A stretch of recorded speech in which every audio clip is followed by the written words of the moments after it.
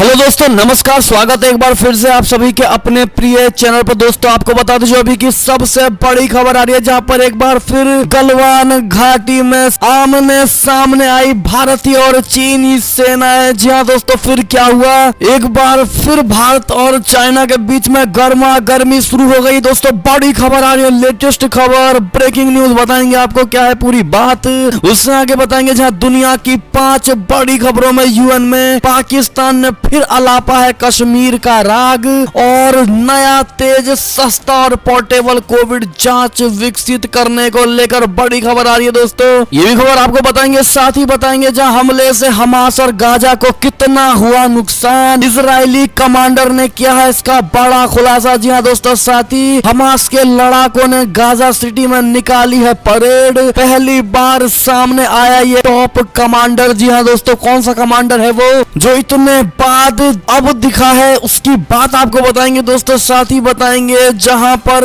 समझौते में रोड़े के बीच में ये बड़ी खबर, ईरान ने लगाई परमाणु स्थलों की तस्वीरें लेने पर बड़ी रोक, अंतरराष्ट्रीय निरीक्षकों को लगा है तगड़ा झटका। जी हाँ दोस्तों, बड़ी खबर है ये भी। साथ ही आपको बताएंगे जहां अफगानिस्तान में अपने सैनिकों की मदद पहुंचाने के लिए पाकिस्तान के हवाई रूट का इस्तेमाल करेगी अमेरिकी सेना। जी हाँ दोस्तों, बड़ी मंजूरी दी गई है अमेरिका को पाकिस्तान की तरफ से। बताएंगे काफी मशक्कत के बाद ये बड़ी खबर आ रही है दोस्तों। इससे आगे बताएंगे जहां नेपाल में राजनीतिक संकट और गहरा गया है। दोस्तों इलेक्शन कमीशन की प्रधानमंत्री ओली को बड़ी सलाह, कोरोना के बीच एक ही चरण में हो चुनाव। जी हाँ दोस्तों, इससे आगे बताएंगे जहां पर मानवता के लिए जान की बाजी लगा देती है हमारी भारतीय आर्मी, इंडियन आर्मी। जी हाँ दोस्तों, कोंगो में ज्वालामुखी फटने पर ऐसे बचाया हमारी इंडियन आर्मी ने लोगों की जान। दिखाएंगे दोस्तों किस प्रकार से जान बचाया हमारी भारतीय सेना ने। साथ ही बताएंगे जहां पर यूपी के आजमगढ़ में फलस्तीनी झंडा लहराने की अपील करने पर युवक की गिरफ्तारी कर ली गई है। जी हाँ दोस्तों, साथ ही बताएंगे जहां पर हर्षवर्धन का बाबा रामदेव की टिप्पणी, कोरोना योद्धाओं का अपमान, बयान वापस ले। जी हाँ दोस्तों, ऐसी भी बड़ी खबर आ रही है। साथ ही आपको बताएंगे जहां पर चक्रवात यास के चलते अब रेलवे ने रद्द कर दी है 25 बड़ी गाड़ियां। जी हाँ दोस्तों, अभी तक 10 ट्रेनों को रद्द किया गया था दोस्तों, लेकिन अब 25 और ट्रेनों को रद्द कर दिया गया है। बताएंगे वो कौन कौन सी ट्रेनें हैं और कितने तारीख तक के ट्रेनों के लिए रद्द का ऐलान किया गया है दोस्तों। तो जानने के लिए बने रहेगा वीडियो के अंत तक। और अभी खबरों में आगे बढ़ने से पहले अगर आप भी मानते हैं कि मोदी जी हैं तो हर चीज संभव है, भारतीय सेना तो हमारा देश गर्व से जी रहा है, तो इस वीडियो को भी कर दीजिए लाइक, चैनल को कर दीजिए सब्सक्राइब, बेल आइकन दबाइए, साथ ही कमेंट बॉक्स में लिख दीजिएगा जय हिंद। जी हाँ दोस्तों, तो चलते हैं पहली और सबसे बड़ी खबर की तरफ, जहां गलवान घाटी में एक बार फिर से आमने सामने आई भारतीय और चीनी सेनाएं, लेकिन झड़प से किया गया है इनकार। बता दें पूर्वी लद्दाख के गलवान से एक बार फिर से चिंतित कर देने वाली खबर सामने आई है दोस्तों। मीडिया रिपोर्ट्स के मुताबिक गलवान में नॉन पेट्रोलिंग जोन में भारतीय सेना और चीनी सेना के बीच छिटपुट झड़प की खबरें सामने आ रही हैं। बताया ये जा रहा है कि दोनों सेनाओं के बीच ये झड़प मई से पहले के सप्ताह में हुई है दोस्तों। इसी पुष्टि सरकार के सीनियर अधिकारियों की ओर से की गई है दोस्तों। हालांकि कोई झड़प नहीं हुई है और दोनों पक्ष जल्दी से अलग हो गए थे, लेकिन दोस्तों ऐसे में ये माना जा रहा है कि चाइना और भारत के बीच फिर से एक बार गहमा गहमी हो सकती है दोस्तों, क्योंकि चाइना ने पूरी बंदोबस्त बॉर्डर पर कर रखी है, पूरे बंकर और सैनिकों के साथ जमावड़े की स्थिति बना रखी है चाइना की तरफ से दोस्तों। ऐसे में भारत ने भी अपनी सारी सेनाओं को एलएसी पर पहुंचा रखी है दोस्तों, और अब वहां की स्थिति ऐसी है कि अगर थोड़ा सा भी वार होता है तो युद्ध लंबा चल सकता है। जी हाँ दोस्तों, क्योंकि हर बार भारत नहीं बख्शने वाला। ऐसे में इस खबर को सुनने के बाद आपकी क्या राय होगी दोस्तों, कमेंट में जरूर बताइएगा। और इस बार क्या लगता है आपको, भारतीय सेनाओं को दया दिखानी चाहिए दोस्तों, या फिर इस बार चाइना का पत्ता साफ कर देना चाहिए? क्या कहते हैं आप लोग, कमेंट में जरूर बताइएगा दोस्तों। इस बात पर कमेंट करना बिल्कुल मत भूलिएगा। चलते अगली खबर की तरफ, जहां यूएन में पाकिस्तान ने फिर अलापा कश्मीर का राग। जी हाँ दोस्तों, आपको बता दें पाकिस्तान के विदेश मंत्री शाह महमूद कुरैशी ने जम्मू कश्मीर मसले पर संयुक्त राष्ट्र महासचिव एंटोनियो गुटेरेस से निर्णायक कदम उठाने, संयुक्त राष्ट्र चार्टर और संयुक्त राष्ट्र सुरक्षा परिषद के प्रस्तावों को लागू करने और विवाद को सुलझाने में महत्वपूर्ण भूमिका निभाने का आह्वान किया है दोस्तों। मंत्री ने न्यूयॉर्क न्यूयॉर्क में गुटेरस के साथ अपनी हुई बातचीत के दौरान पाकिस्तान भारत के साथ सामान्य संबंध चाहता है। हालांकि सार्थक जुड़ाव को सक्षम करने के लिए उपयुक्त माहौल बनाने की जिम्मेदारी भारत की है। जी हाँ दोस्तों, कुरैशी ने बताया है कि बातचीत करने के मकसद से भारत को भी पुनः आमंत्रण भेजा है। उन्होंने कहा है कि कश्मीर विवाद का एकमात्र समाधान जम्मू कश्मीर के लोगों की आकांक्षाओं पर आधारित बातचीत के माध्यम से संभव है। ऐसे में दोस्तों देखा आपने किस प्रकार से पाकिस्तान कश्मीर वाले मुद्दे पर बेचैन हुआ पड़ा है दोस्तों। और अब पाकिस्तानी विदेश मंत्री शाह महमूद कुरैशी ने संयुक्त राष्ट्र महासचिव एंटोनियो से भी बातचीत की है दोस्तों। ऐसे में ये पहली बार नहीं है, पिछले 2 महीनों की बात करें दोस्तों तो 3 से 4 बार ये मौका आ चुका है जब पाकिस्तान कश्मीरी मुद्दे पर भारत के साथ बातचीत करने को लेकर तैयार होने की मंशा बता रहा है दोस्तों। ऐसे में आपको क्या लगता है, क्या भारत को कश्मीरी मुद्दे पर बात करना चाहिए दोस्तों, या फिर भारत को पीओके पर बात करनी चाहिए? अगर आप भी मानते हैं कि भारत को भी अपनी तरफ से ये जवाब देना चाहिए कि हमें पीओके मुद्दे पर बात करनी है, तो आप भी ये बात कमेंट में जरूर लिखकर बताइएगा दोस्तों। और अभी तक जिसने भी इस वीडियो को लाइक नहीं किया है, हर तरह की खबरें पाने के लिए दोस्तों इस वीडियो को फटाफट से लाइक कर दीजिएगा और चैनल पर नए हैं तो सब्सक्राइब करके ही जाइएगा दोस्तों। अगली खबर की बात करें तो इजराइल पैलेस्टीन कॉन्फ्लिक्ट से जुड़ी खबर, जहां हमले से हमास और गाजा को कितना हुआ नुकसान, इजरायली कमांडर ने किया है इसका बड़ा खुलासा। जी हाँ दोस्तों, आपको बता दें इजराइल के एक वरिष्ठ सैन्य कमांडर ने कहा है कि गाजा पट्टी में उनके हमले ने हमास को कई साल पीछे कर दिया और इसे फिर से बनाना बहुत मुश्किल होगा।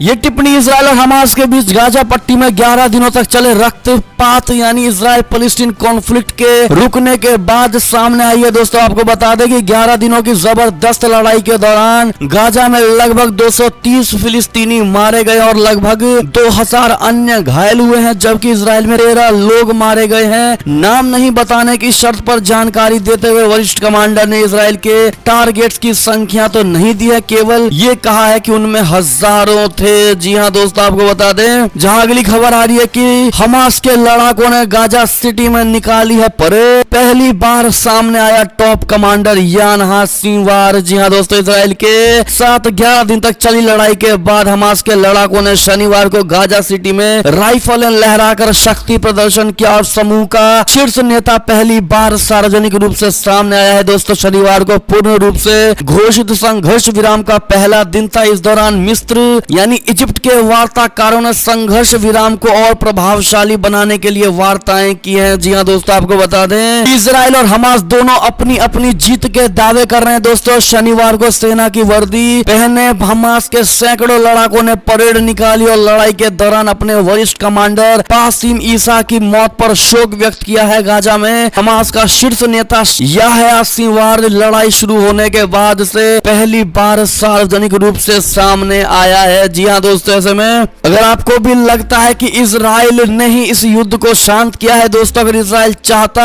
तो फिलिस्तीनियों यानी हमास को साफ कर सकता था दोस्तों, लेकिन इजराइल ने ही पक्ष दिया है दोस्तों। तो कमेंट में ये बात जरूर लिखिएगा। जिस प्रकार से हमास कहता है कि ये हमारी जीत है और इजराइल कहती है कि हमने ही तुमको जीवन दान दिया। ऐसे में दोस्तों आप किसकी तरफ है, आपको क्या लगता है, कमेंट करना बिल्कुल मत भूलिएगा दोस्तों। चलते अगली बड़ी खबर की तरफ, जहां पर समझौते में रोड़े से जुड़ी खबर, ईरान ने लगाई परमाणु स्थलों की तस्वीरें लेने पर रोक, अंतरराष्ट्रीय निरीक्षकों को लगा है तगड़ा झटका। जी हाँ दोस्तों, अमेरिका व अन्य पश्चिम देशों के साथ ईरान का तनाव और बढ़ सकता है दोस्तों। रविवार को ईरानी संसद के अध्यक्ष मोहम्मद बाघेर कलीबाफ का बयान आग में घी डालने का काम कर सकता है दोस्तों। कलीबाफ ने रविवार को कहा है कि अंतरराष्ट्रीय निरीक्षक देश के परमाणु स्थलों की तस्वीर अब हासिल नहीं कर पाएंगे। कलीबाफ के इस बयान से विश्व शक्तियों के साथ तेहरान के परमाणु समझौते को बचाने के लिए वियना में किए जा रहे कूटनीतिक प्रयासों के बीच तनाव बढ़ सकता है दोस्तों। कलीबाफ ने की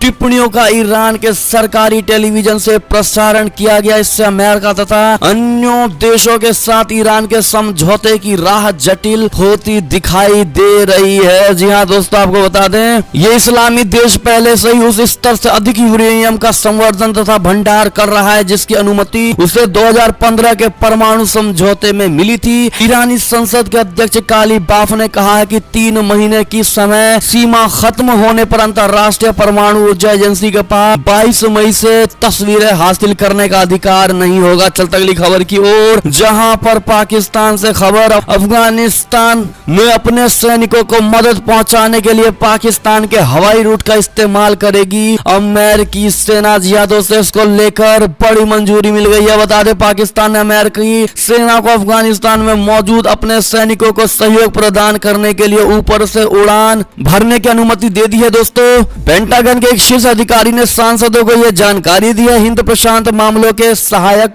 रक्षा मंत्री डेविड एफ हेलवे ने भी शुक्रवार को सीनेट की सशस्त्र सेवा समिति के सदस्यों से कहा है कि युद्धग्रस्त अफगानिस्तान में शांति प्रक्रिया का समर्थन करने के लिए महत्वपूर्ण भूमिका के कारण अमेरिका पाकिस्तान के साथ अपनी बातचीत जारी रखेगा। जी हां दोस्तों, हिलवे ने कहा है कि पाकिस्तान ने अमेरिका को अफगानिस्तान में अपनी सैन्य उपस्थिति की सहायता के लिए उसके हवाई क्षेत्र के ऊपर से उड़ान भरने यानी ओवरफ्लाइट और पहुंच स्थापित करने की अनुमति दी है। उन्होंने अफगानिस्तान पर सीनेट सशस्त्र सेवा समिति की सुनवाई के दौरान सीनेटर जोए मैनचिन के सवाल का जवाब देते हुए कहा है कि पाकिस्तान ने अफगानिस्तान में एक महत्वपूर्ण भूमिका निभाई और उन्होंने अफगान शांति प्रक्रिया का समर्थन किया है। अगर आप भी मानते हैं कि कहीं ना कहीं पाकिस्तान अमेरिका से इस मदद के बदले कोई बड़ी डील, बड़ा डिमांड रखेगा, तो अभी लिख दीजिएगा कि पाकिस्तान बिना मुंह के, बिना लाभ के कोई भी अनुमति नहीं दे सकता। अगर आप भी मानते तो जरूर लिखिएगा। दोस्तों, एक और खबर की ओर चलें तो नेपाल में राजनीतिक संकट,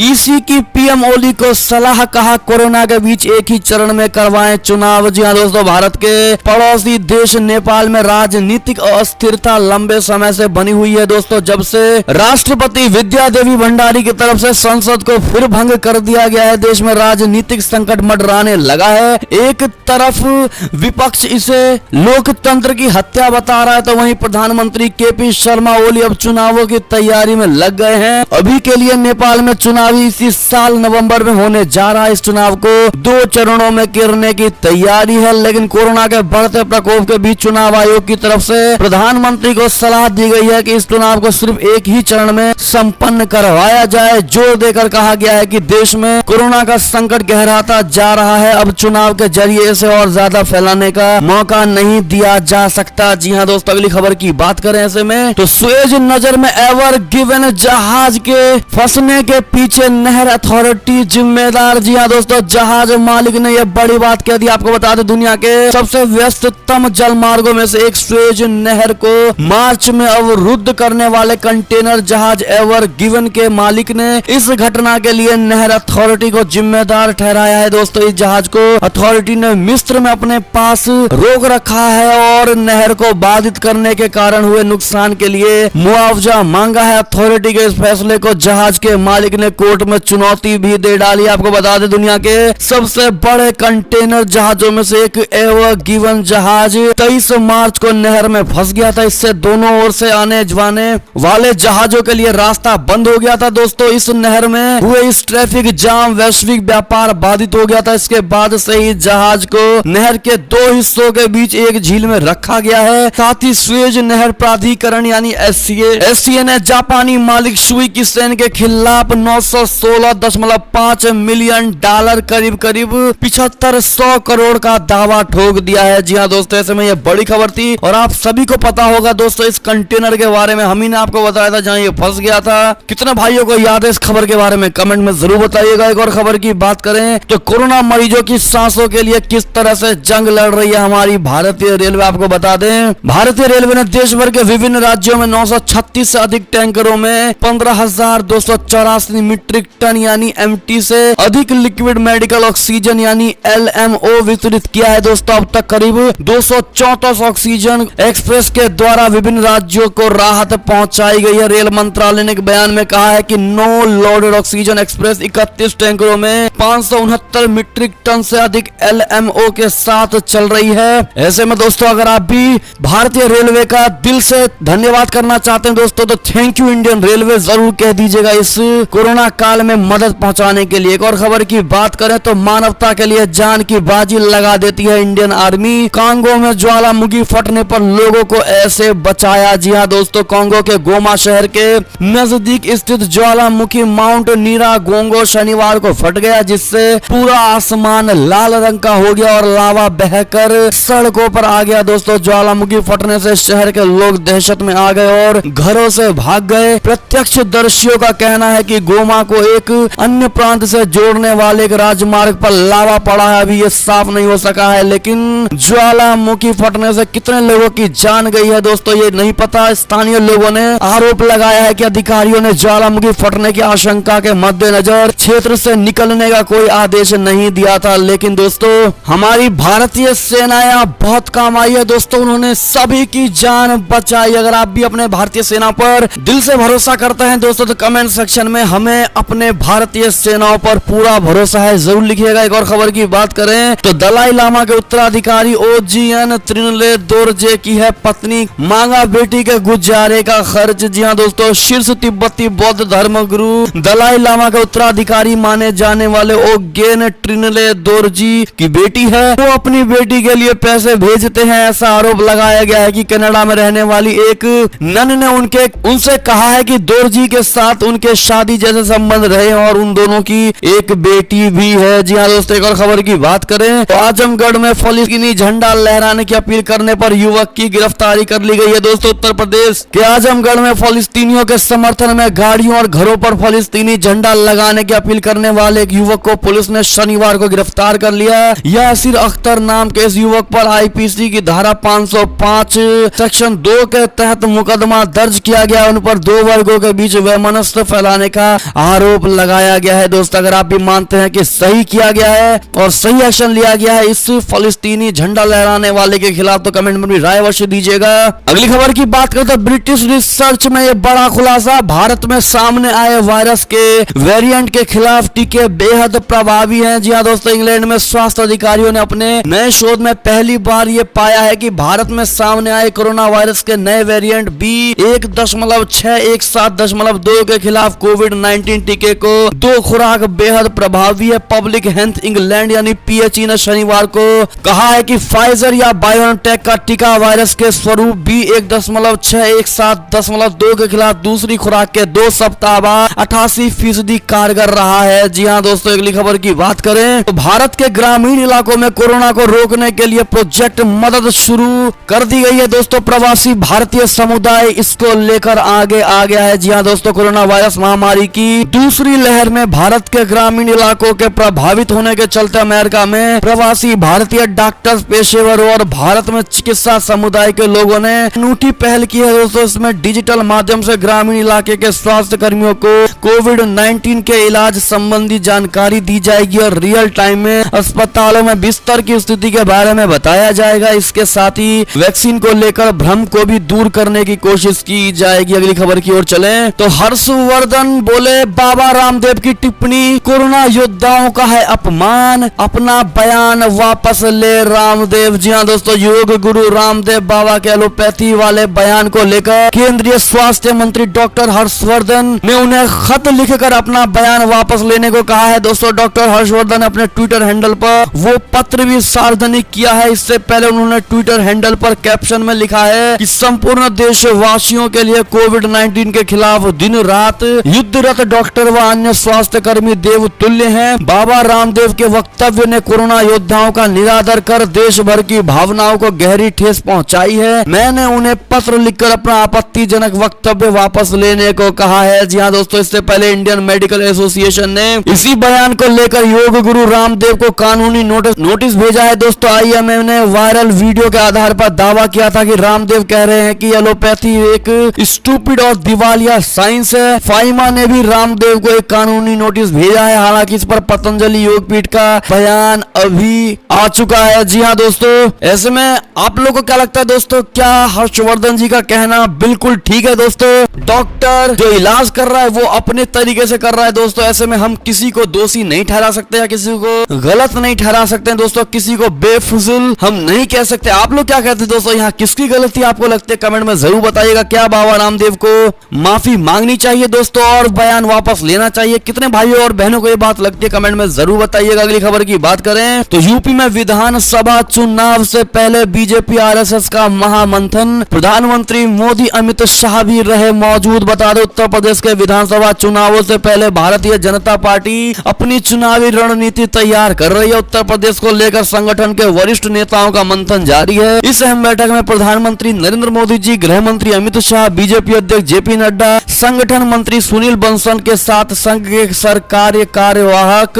दत्तात्रेय होसबोले के बीच रविवार को गंभीर मंत्रणा हुई है। जी हां दोस्तों, भाजपा संगठन मंत्री सुनील बंसल बीते 2 दिनों से ही दिल्ली में डटे हैं। पार्टी सूत्रों का दावा है कि शीर्ष नेताओं के बीच हो रही ये बैठक बेहद अहम है। जी हां दोस्तों, ऐसे में यूपी की विधानसभा चुनाव किसके हाथ में जाने वाली है दोस्तों? क्या वापस से योगी जी फिर से सीएम बनेंगे और बीजेपी की जमकर सरकार बनेगी? दोस्तों क्या कहते हैं आप लोग, क्या लगता है आपको? कमेंट में अभी से भविष्यवाणी जरूर करिएगा दोस्तों, लिखकर जरूर बताइएगा। देखते हैं हमारी भारत की जनता क्या कहती है जो हमारे इस वीडियो को देख रही है। अगली खबर की बात करें तो हरियाणा में बढ़ गया है लॉकडाउन, 31 मई तक जारी रहेंगी पाबंदियां, दुकानदारों को मामूली राहत, शराब ठेके भी खुले रहेंगे। जी हाँ दोस्तों, अगर खबर की बात करें तो चक्रवात यास के चलते रेलवे ने अब रद्द कर दी है 25 गाड़ियां। जानिए किन तारीखों में नहीं चलेगी कौन सी ट्रेन। जी हाँ दोस्तों, चक्रवाती तूफान ताउते के बाद अब चक्रवात यास का असर परिवहन सेवाओं पर दिखाई दे रहा है। रेलवे ने इस चक्रवात के चलते रविवार को 25 और ट्रेनों को रद्द करने का फैसला किया है। इन सभी ट्रेनों का परिचालन 24 से लेकर 29 मई तक के लिए बंद रहेगा। तो उधर भारत मौसम विभाग विज्ञान यानी IMD ने शनिवार को कहा है कि चक्रवात यास के बहुत गंभीर चक्रवाती तूफान में